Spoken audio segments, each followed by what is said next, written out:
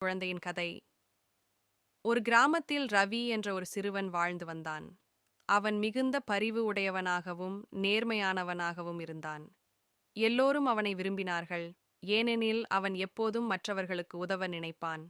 ஒரு நாள் பள்ளியிலிருந்து வீடு திரும்பும்போது ஒரு தாத்தா கனரக பை தூக்கி செல்ல முயற்சிப்பதை ரவி கண்டான்.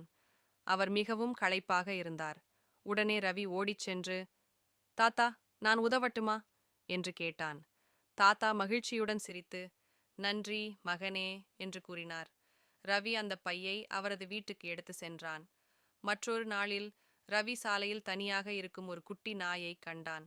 அது பயந்து போய் பசி கொண்டிருந்தது. ரவி அதை வீட்டிற்கு அழைத்து சென்று அதற்கு உணவளித்து கவனித்தான். பின் கிராமத்தில் சுற்றி பார்த்து அதன் உரிமையாளரை கண்டுபிடித்தான். 2 நாட்கள் கழித்து அந்த நாயின் உரிமையாளர் வந்தார். அவர் மிகவும் மகிழ்ச்சியடைந்து, உண்மையிலேயே ஒரு நல்ல குழந்தை என்று பாராட்டினார். ரவி எப்போதும் பிறருக்குச் செய்யும் உதவிக்கு எந்த எதிர்பார்ப்பும் இல்லாமல் வாழ்ந்தான். அவனது கருணை, நேர்மை, உதவி மனப்பான்மை அனைவருக்கும் ஒரு நல்ல எடுத்துக்காட்டாக மாறியது. மாரல்: நல்லது செய்தால் நல்லதுதான் கிடைக்கும்.